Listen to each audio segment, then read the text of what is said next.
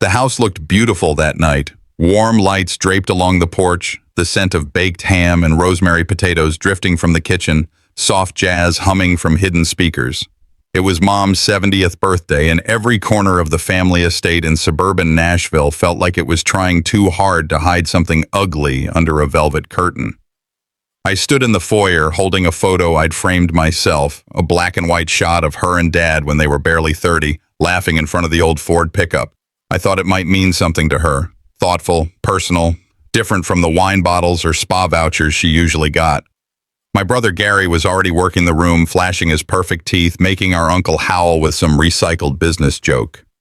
My sister Lynn, quiet as always, nodded politely at everything without truly listening. And there was Mom, regal, cold.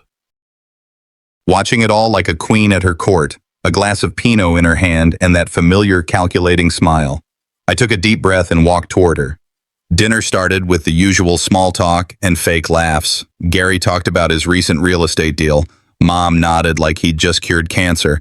When I mentioned I'd been teaching art at the community college, she raised an eyebrow and chuckled.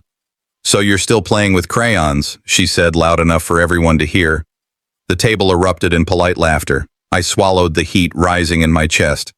"Actually, my students just won a regional competition.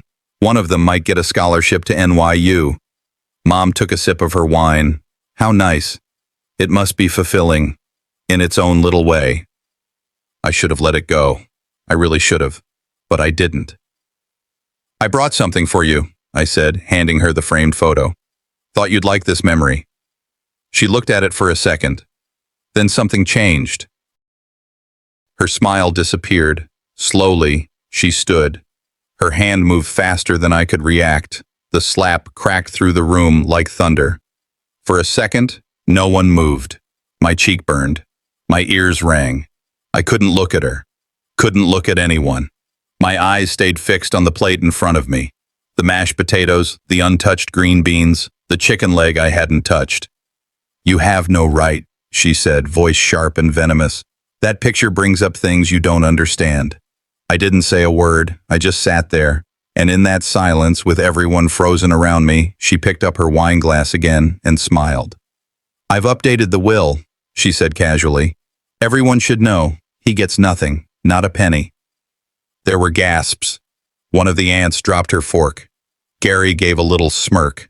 Lynn looked down at her lap like she always did when things got ugly. I could hear my heartbeat in my ears. "Why?" I finally asked, voice barely above a whisper. "Because," she said, you've never contributed anything to this family.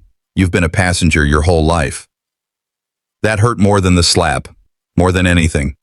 But something else stirred inside me, slow, unfamiliar. I wasn't sad, not just sad, I was waking up. Later, I found myself in the backyard, the autumn air chilling my skin. I didn't put on a coat, just let the cold hit me. I needed to feel something else, anything else.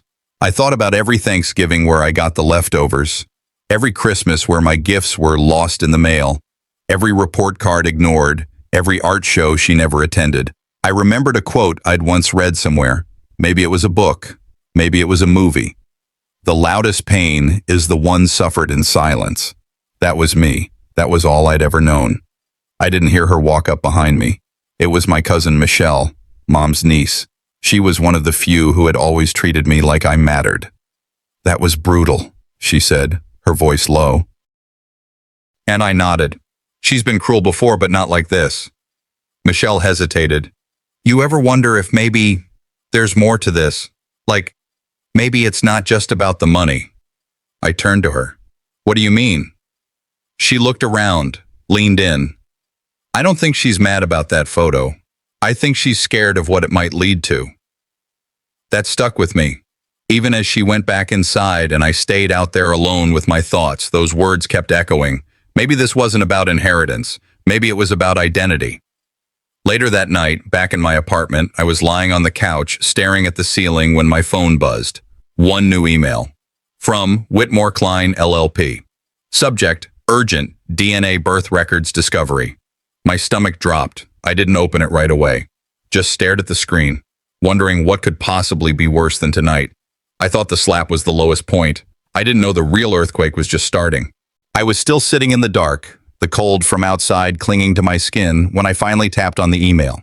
Subject: confidential, urgent identity, confirmation. My thumb hovered for a second. Part of me hoped it was a scam, a wrong address, anything but what it claimed. But no. The law firm was real. Whitmore Klein, based in Memphis. I'd Googled them 3 times, just to be sure. I opened the message. The tone was formal, yet oddly direct. "Dear Sir," it began, "this email is sent under federal guidance regarding a pending identity investigation involving sealed birth records connected to your name. Attached, you will find an affidavit, scanned medical files, and contact information should you require representation."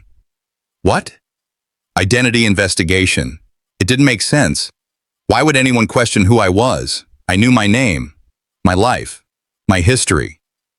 Still, my fingers shook as I opened the PDF. The first page was a notarized affidavit confirming that my DNA, originally submitted years ago during a routine estate verification, did not match either of my listed parents. It was flagged during a hospital audit. The signature at the bottom: a federal investigator. Mistake. Has to be a mistake. I flipped to the next document: medical records. Blood type: B negative. I remembered from a school project that Mom had once joked hers was AB. Dad's was A positive. I always thought nothing of it, figured it was possible. But there it was, highlighted, circled. No biological match to legal guardians. There was also a photograph scanned from an old file, a baby wrapped in a hazelnut-colored knit blanket. I leaned back, the wind knocked out of me. That blanket. It was the same one from the photo I gave Mom, the one she slapped me over. And suddenly, her words that night came back, colder than ever. "You weren't supposed to survive the delivery." At the time, it sounded like a joke. Now, it felt like a warning. I pulled open the drawers in my living room, tossing aside old papers, photo albums, receipts, until I found the leather-bound family album. I flipped fast. First page, a vacation photo when I was maybe 3. Second page, a birthday party when I was 4. Nothing before that. No newborn photos, no baby in the hospital crib, just a toddler who'd suddenly appeared. My hand froze on one page. There was Dad, well, the man I called Dad, standing on the back porch, talking to a woman I didn't recognize. I remembered taking that picture. I must have been 12, I couldn't hear what they were saying, but I remembered her tone, urgent, whispering, and his, scared. "You promised this would stay buried," he had said. Back then, I had no idea what it meant. Now, it felt like a siren. I whispered to myself, have I been living in someone else's story this whole time? The idea of not belonging anywhere hit me hard. I'd always felt like the outsider in my family. But now it wasn't a feeling, it was fact. If I wasn't their son, then who was I?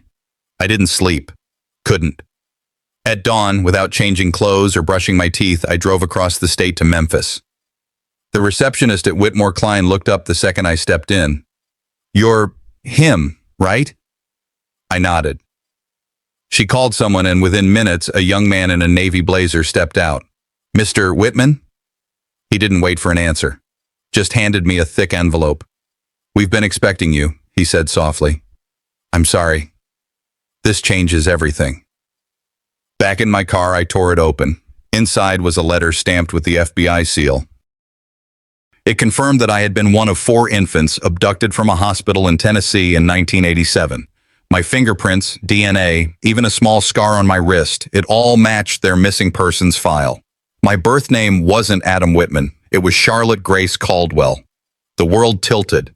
I felt my fingers go numb. They knew. My whole family knew. They built a life on a lie, and I was the centerpiece. I stepped outside the building, squinting at the daylight.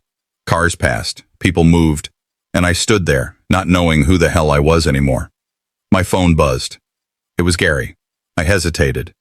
His voice came through, cold, clipped. "Don't do anything stupid. We can fix this." Fix it? There was no fixing this. I looked down at the paper in my hand, my real name printed in bold black ink, Charlotte Grace Caldwell. I wasn't just cut from the will. I was erased from a truth they never wanted exposed. I arrived at the old hospital building in Memphis just after sunrise. The parking lot was half empty, the air crisp. My hands trembled as I stepped inside. I told security I was writing an article about historical medical records. That got me a skeptical glance, but they let me into the archives wing. The fluorescent lights buzzed overhead, dust motes floating in beams of morning sun. I passed rows of filing cabinets labeled 1980s Pediatrics, Neonatal Unit, Incident Reports. My heart pounded like a drum. I slipped in behind the clerk, nodded my thanks, and began pulling folders dated around August 1987, the summer I believed I was born. My fingers traced stamped labels: confidential, infant disappearance. One sheet caught my breath. Cartwright. Incident report. Infant lost. Cartwright. The same signature from the envelope in the email. My pulse spiked. I held the folder open, my mind racing. This place held the truth my family buried. Turning another page revealed a faded Polaroid tucked inside a manila envelope. It showed a baby in a cot, wrapped in that hazelnut knit blanket. Nurses stood in the background. One wore a moon and cross necklace I recognized from a small ring I once saw Mom handle. On the back, faint script. To Charlotte, may you find peace someday. Emotion swallowed me. I stared until the edges blurred. They knew. Someone had tried to tell me years ago. A handwritten file number led to a locked cabinet across the room marked Records Do Not Open. My breath caught. I fumbled in my coat for my phone and snapped photos. As I leaned forward to get a sharper shot, a security guard's foot thudded behind me. I froze. The archive clerk, sitting hidden, caught my eye. He quietly shoved me a post-it. Find Eleanor Cartwright, retired, lives near the river. I nodded. My throat was tight. I tucked the envelope and photos into my bag, then walked out like I belonged. Driving back toward Nashville, the road ahead felt smaller. Memories flickered. Birthday parties where I never saw a baby photo, questions about why I didn't have a birth certificate visible, conversations I dismissed as dreams, Mom's passing comment some years ago.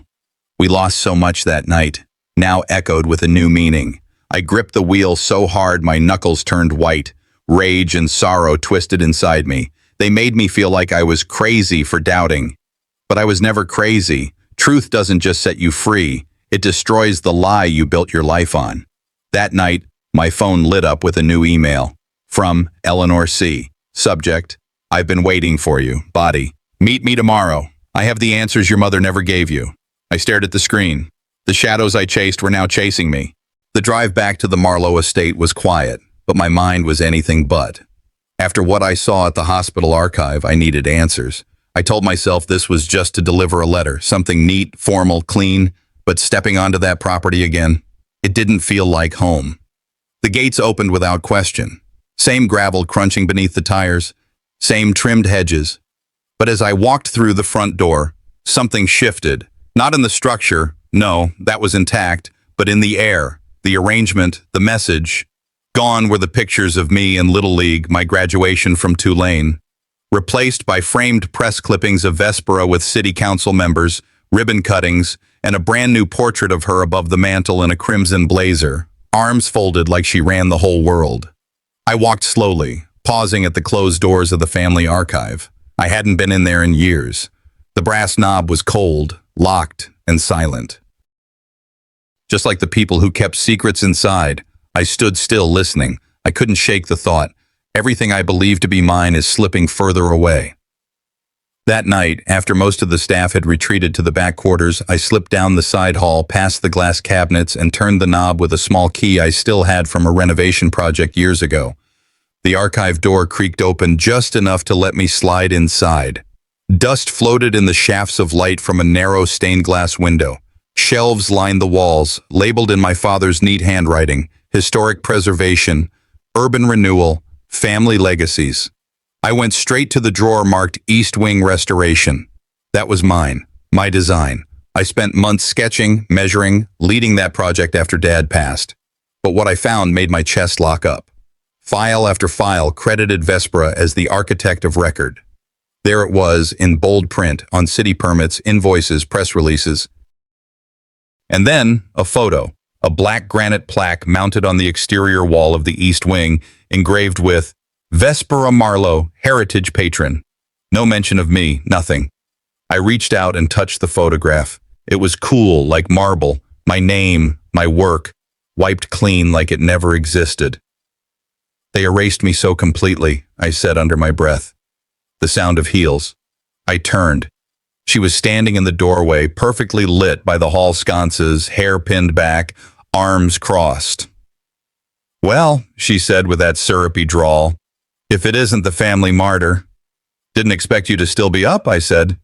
She stepped inside, slow and deliberate. "I'm always up when it comes to protecting what's mine." "What's yours?" I scoffed. "You mean stealing what others built?" She smiled like a cat. "Mom trusted me to carry the name forward, not someone who never belonged." I stared at her. "You mean someone who didn't fit your version of history?" She moved closer to the files I was holding. "You always think you're the hero, Quentin, but really you're just noise, background noise." I met her gaze without blinking. "I've read the bylaws. I know the legal structure of the Marlowe Trust. I know who funded that wing, and it wasn't you." She laughed, but it wasn't full. It cracked halfway through. "You don't know half of this family's history." "Then show me," I said calmly. "Or are you just here to keep gaslighting everyone?" She started to walk away, then stopped, turned her head slightly. "I saw hospital documents once," she murmured, not looking at me. "When I was 9, in Mom's drawer." She left. No other words. I stood there, frozen. She'd known. All this time, she'd known.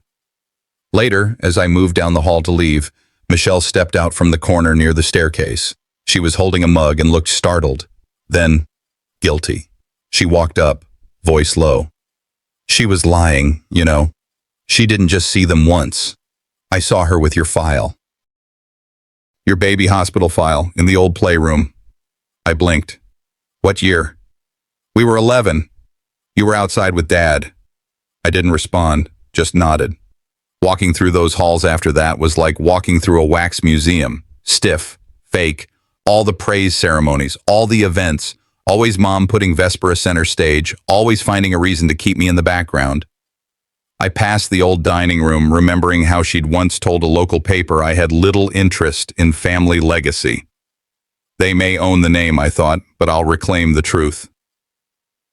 Back in my room, I paused at the door. Something white taped to the center. A business card. Eleanor Cartwright, 347 X. Underneath, scribbled in a sharp, familiar hand, "Don't go digging." I stared at it. She called me drama. I think she's finally scared I can prove her wrong. The road out of Nashville slipped away under my tires. Dawn was breaking, pale light bleeding through the fog as I drove toward the Riverbend cabin. Every mile I passed made me question what I would risk. What if I showed up and she had nothing?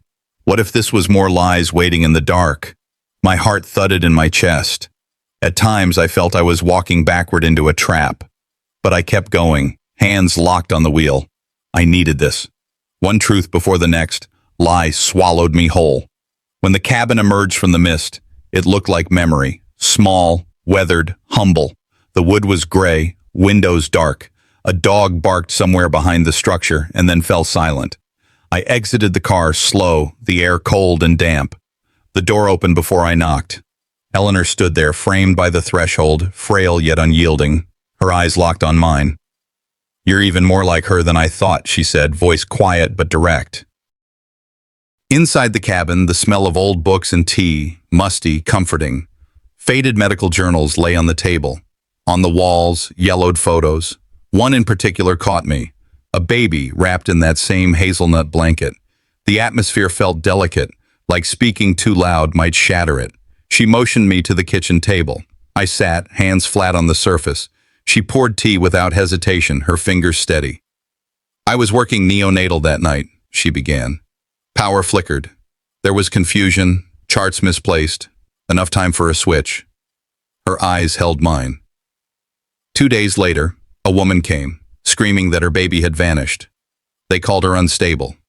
I was told never to mention Marjorie Caldwell again, by people with influence. She paused. But I kept this, and slid the framed photo across. It showed me as a newborn, wrapped tight in the blanket. A blow of disbelief struck me. I swallowed. They knew, and they let me grow up as someone else. My voice cracked. Tears glistened in her eyes. I'm sorry, I stayed silent too long. She opened a folder, extracting a letter. In 2002, your biological mother wrote to the hospital board demanding DNA testing. This is her handwriting. This was her fight. I saw red ink across the top. Dismissed. Emotionally unfit. My chest tightened. Why didn't she try again? I asked, voice hollow. She died, Eleanor said. Heart failure. Or heartbreak. I don't know which. Silence. The cabin seemed to hold its breath. All this time, I said, voice small, I blame myself for not being enough. You were a baby, Eleanor said. You were stolen. Grief didn't come then. I felt release. My throat tightened. I rose slowly. Eleanor handed me a sealed envelope. This is everything I have. Testimonies, dates, signatures, but you'll need more than pain. You'll need pattern, motive, proof. I said, they stole a life. I'll take back the truth. A memory flickered. My mother mockingly saying, you argue too much for someone with no voice. Now I understood. I was meant to argue, meant to speak. I stood, voice firm. Thank you. She nodded. Be careful. They will fight dirty. Outside the mist felt different, charged. My phone buzzed. A voicemail from her number. Her words. Don't you dare show up at the foundation gala next week. If you do, you'll regret what you've started. I played it twice, jaw clenched. They wanted silence. They'll get a microphone instead. By the time I reached Palmer Riggs' office, the sun was sinking low behind the buildings. I stepped out of the elevator, papers clutched tight in my hand, each step echoing louder than it should have in the quiet marble lobby. The receptionist looked up from her desk a little too quickly. He's in a meeting, she said, barely meeting my eye. I sat down, not waiting for an invite. The envelope Eleanor handed me sat heavy in my coat. I opened it, smoothing the pages across my lap. An affidavit, official stamps, blacked out names, and one line that made my stomach turn. A Marlowe board member interfered with hospital records regarding an abduction investigation. The door opened. Palmer walked out, sleeves rolled, face drawn. They tried to stop this getting to you, he said, voice low. I stood. I didn't come this far to back down. He nodded and motioned me into his office. He laid the affidavit flat, smoothing it with both hands like a man about to perform surgery. Here's everything, he said. Timeline statements, notarized signatures. The hospital director received pressure from someone inside the Marlowe family. Real pressure, financial, legal. The name was redacted, but handwritten in the margins were 2 letters, VC, and a mention of the foundation fund. Not subtle, not accidental. I stared at it. You gave me this, knowing they'll try to silence me. He didn't flinch. Yes. Then he handed me another envelope. My eyes locked on the heading, cease and desist. Legal language wrapped in threat. Stop digging or face charges. Defamation. Harassment. Interference. I read it twice, folded it once, looked him dead in the eye. Are you telling me they'd sue me for trying to find out who I am? They'll sue you for embarrassing them, he said. They'll call it defamation, frame you as unstable. They're good at that. He leaned forward. This isn't just legal, it's personal, and it will get ugly. I sat with that a moment. Then I said, justice delayed is justice denied. He nodded. You'll need protection. Here's a digital security contact. Here's a journalist. Here's someone who's worked whistleblower cases before. I took the folder. Thanks, Palmer. I'll risk all of it. I won't let them bury me again. Later that evening, I parked 2 blocks away from the Marlowe Foundation Gala, blending in with the after-work traffic. My coat pocket held another copy of the affidavit, sealed in a plain manila envelope. The gala was all glass and gold and charity smiles. I walked through those doors like I belonged. Nobody noticed me. That was the plan. I didn't make it 10 feet before I heard Vespera's voice drifting through the hallway. She's unstable, she told someone. Delusional. She thinks she has a claim to this family. She doesn't. I moved quietly past the buffet table, slipping the envelope into a stack of gala mailers near the coat check. It looked innocent. No drama, no scene. Then I turned toward the exit and walked straight into a security guard. Miss Marlowe would like a word, he said. He didn't wait for my answer. He guided me down a back hallway. The music faded behind us. The carpet muffled our steps. At the end of the hall, Vespera stood with her arms folded, her attorney beside her. She looked polished, prepared, smug. "You're playing a dangerous game," she said. I pulled out the affidavit. "I'm done being erased," she smirked. "We'll see who erases whom." I didn't blink. I didn't back down, because I knew this next move would decide everything. The driveway to the Marlowe estate curled like a question mark I was about to answer. Evening air hung thick, the kind of southern heat that made suits stick and secrets sweat. They'd invited me under the guise of peace, a chance to talk things through, someone said over the phone, but I knew better. Reconciliation wasn't the goal. Containment was. I walked in with a coat draped over my arm. Inside it, folded and tucked, were two things they hadn't planned for: a copy of the hospital ledger and a small faded baby blanket, tagged, worn, and damning. I greeted each relative like a handshake was a poker bluff. Vespera didn't smile, just lifted a glass and watched me like a hawk with a bad memory. Dinner was stiff, polite laughter, toasts that dragged. Eyes darted like they knew something was coming but hoped it wasn't tonight. When I stood to speak, just a "thank you for having me" line, they hushed me with the clink of glasses and a forced chuckle from Uncle Raymond. I sat back down, smiled politely. But in my chest, something hardened. Tonight they think they silence me, but I'm not that child anymore. As the table turned to dessert, I slipped away down the hallway, turned left at the grandfather clock, and ducked into the old study. Dark wood, leather chairs, and shelves heavy with names they swore were worth remembering. I spread the blanket out on the desk. Old, soft, and pale yellow.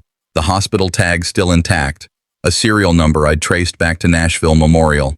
And there, stitched small in red, MC, the same initials from the nurse listed in the sealed affidavit Eleanor uncovered.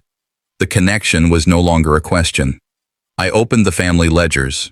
Inside, financial entries, donations marked Foundation Disbursement, with notations tied to that same hospital wing.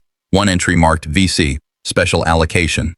Vespera Crown, she didn't just know, she had access, influence. And if that money helped disappear paperwork, silence staff, or reroute my file, then she wasn't just greedy, she was an accomplice in burying where I came from. I stared at the ledger, blinking hard. She erased me like a smudge. For what? Image? Inheritance? Or because I didn't fit their perfect picture? Footsteps. Voices. I closed the ledger, stuffed the blanket back in my coat, and moved fast. Through the hallway, down the back staircase, and returned to the living room as if nothing had shifted. They were gathering for coffee in the parlor. Small talk floated like perfume. I walked straight to Vespera. She was stirring cream into her cup, not a care in the world. "That blanket," I said under my breath, "it tells a story you tried to kill." Her spoon clinked once. Her lips parted, but her eyes narrowed just enough. She recognized the game. "You're still clinging to fantasy," she said, low. I stepped closer. Hospital records. The nurse. "Your name in the foundation disbursements, the letters my mother wrote that never got answered. You hid them. You funded it." That polished smile cracked. "You want a show?" she hissed, just loud enough for a few heads to turn. "Fine, you'll get more than you bargained for." She stood. No goodbye. Just heels clicking as she stormed out, brushing past Aunt Marla and knocking a sugar spoon to the rug. The room fell quiet. Slowly, all eyes turned to me. One cousin, Ava, Quentin's sister, stepped forward. "I remember that blanket," she said. "Mother always hid it in the cedar chest. Said it didn't belong to us." My mother, sitting in the corner, looked down. Her fingers trembled around her teacup. She didn't deny it, didn't defend it, didn't say a word. They taught me silence. Now they fear my voice. I stood there. No backup, no applause. But I was done needing either. "I'm going to tear down every lie in this house," I said, "even if I have to do it one truth at a time." The party didn't end. It just scattered. As I gathered my things to leave, I reached for my coat and felt something inside it, something I hadn't placed there, a sealed envelope, thick, handwritten, Confessions, VC. Inside, a cassette tape, labeled July 2nd, 1987, 2:45 a.m. My hands went cold. At home, I sat in the dark and pressed play on an old recorder. A baby cried. A woman cried louder. And then silence. That voice. I'd never heard it before, but it was hers. I heard her voice, and it wasn't mine. It was just past 1 a.m. when I got back to my apartment. I didn't turn the lights on. I didn't kick off my shoes or pour a drink like I usually did after nights like that. I just sat, still wearing the same coat, holding the envelope in one hand, the cassette in the other. I stared at the old tape recorder for what felt like forever. My thumb hovered over the play button. Part of me didn't want to hear it, because once I did, once that voice came through, I wouldn't be able to pretend anymore. But I'd already stepped too far past pretending. I pressed play. The tape hissed with that grainy static only old recordings make. Then came sobbing. A woman, strangled by fear, by pain. Please, please don't take her. Then another voice. Cold, controlled. She's under. Prepare her. There was a rustle. A sharp beep. Then a baby cried. Then a scream. Not the baby. This time it was the woman. Where is my baby? I slammed the pause button and just sat there. That wasn't just a voice. That was a memory someone had tried to erase. A woman drugged. Her baby taken. Her voice never meant to be heard again. I hit play again. The sobs faded. Silence took over. Then a door creaked. End of recording. I wrote down the time and date. July 2nd, 1987, 2:45 a.m. I pulled the hospital file from my side drawer, flipped through the scanned copies Palmer had dug up. There it was, a record of a patient listed under Eleanor McKay, delivery July 2nd, outcome stillbirth. Except there were two signatures. One said the baby died. The other, buried deeper, listed another infant born just minutes later. No matching last name, no maternal history. It hit me. They swapped the birth record. They didn't just hide me. They declared me dead and logged another child in my place. I grabbed my laptop, comparing the nurse's initials from the blanket, MC, to one listed on the logbook. Match. It was all lining up. Too perfect. Too horrible. They didn't just take me, I whispered to the silence. They buried someone else's truth. I don't know how long I sat on the floor, but the tile was cold by the time I leaned back against the kitchen cabinet. My breath caught in my chest, but the tears came anyway. I'd held so much in, for so long, and now it poured out of me without asking permission. Later, maybe 3:30, 4 o'clock, I got up. My legs were shaky, but my hands worked on autopilot. I opened the box Palmer had given me weeks ago. Inside were old letters, returned mail, and copies of things I hadn't looked through yet. I pulled out one envelope, yellowed with age, stamped twice, returned to sender. No return address, just a name, Eleanor McKay. I opened it carefully. Inside, a single sheet, handwritten, faded, but legible. To my baby girl. I read every line. She'd written it in 1990. 3 years after she thought she'd lost me, she talked about her guilt, her hope, how they told her I never took a breath, how she never believed them, how she kept writing letters even though none were answered. They told me you were gone, but a mother always knows. The words burned, because now I knew she never gave up. I had to know more. I called Palmer. Woke him up. Didn't care. I have the tape. I have the letter, the falsified death record. It's all here. He told me to slow down, but his tone shifted when I mentioned Eleanor's name again. I can match that voice, he said after a pause.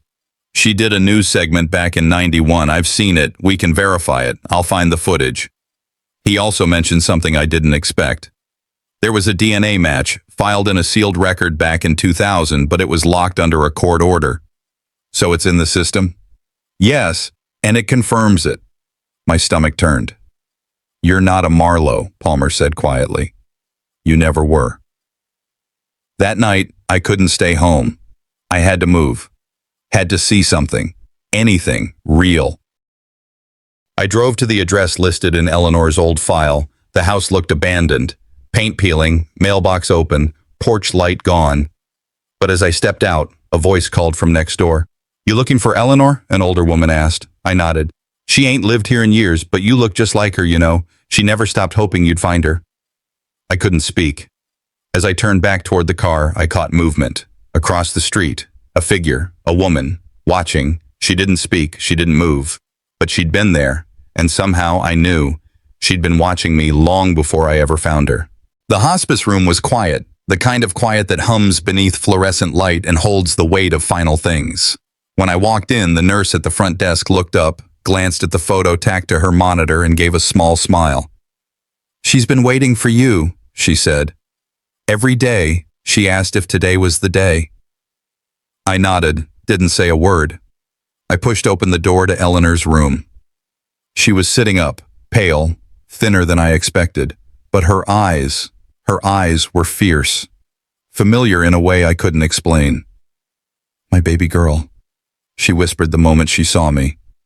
I stood there not knowing whether to run, cry, or fall to my knees. Instead, I sat beside her. She reached out with a hand that trembled, and I took it without thinking. She didn't apologize at first. She just looked, held my hand in both of hers like I'd disappear if she let go. Then she said it, soft but steady. "They told me you died. I never believed it, but they made it impossible to find you." I tried. God, I tried. "I know," I whispered. And I did. I'd seen it. The letters, the lawsuits, the silence she was met with. We didn't speak much after that. Just held hands, just sat, letting years of loss settle in the space between us. She fell asleep for a while, then woke with a jolt, grabbed my wrist. "In that drawer," she said, pointing to the bedside table. "There's a flash drive. If I don't wake up tomorrow, promise you'll watch it." I nodded. She didn't let go until her eyes closed again. That night, I sat on the floor of my apartment and plugged the drive into my laptop. Eleanor's face lit up the screen. She looked stronger then, like she had recorded it in a window of borrowed time. "If you're seeing this," she began, "then it means I didn't get to say enough." She talked for 17 minutes, told me everything. How she went into labor and was given something to help with the pain. How she passed out. How she woke up to a nurse telling her the baby was gone. No explanation, no questions allowed. The doctor's name, the nurse, the signature forged on the birth certificate. "They took you," she said. "They told me you never cried, but I heard you cry. And I knew. They lied." She tried to sue, but the Marlowes buried it. Legal threats, smear campaigns. No lawyer would touch it after a while. She said she blamed herself for not fighting harder, for letting fear win. But I never stopped hoping. I need you to know that I never gave up on you. I sat there and cried, not for what I'd lost, for what she'd lived with. 3 days later, she passed. I organized her funeral myself, small, quiet, just a few staff from the hospice, a local reverend, and Palmer. I stood at the front and read her last letter aloud. Afterward, a local news station aired a short story. Daughter reunited with birth mother after 30 years. I didn't care for the cameras or the attention. I wasn't looking to be anyone's headline, but people started reaching out. Other adoptees, mothers still searching. They thanked me, told me my story gave them hope. Palmer filed to reopen the case. We weren't after money, just a name, a record, the truth, documented in ink. I went back to my apartment with a box of her things. Inside were baby clothes, hospital bands, more letters. One photo of her holding a blanket she thought was all she had left of me. I started writing again. Not for anyone else, at least not yet. But for her. For me. I visited her grave that first week. Brought flowers. Sat there and talked like we were catching up on years stolen from us. I told her what I remembered, what I didn't, what I'd survived, and how I planned to help others find their truth. There is no greater agony, I told her, than bearing an untold story inside you. Maya Angelou said that, and now I understood it in my bones. Some months later, I met Palmer at a cafe off 4th Street. We didn't talk much, just sipped coffee, watched traffic pass. Then he slid a folder across the table. New testimony came in, he said. The nurse. She finally confessed. I opened the envelope slowly. Inside, pages of deposition. At the end, one paragraph stood out, underlined in red. There's one more name you need to know. Someone who paid for all this to happen. I looked up at Palmer. He nodded, grim. Just when I thought I had found peace, a darker truth waited around the corner.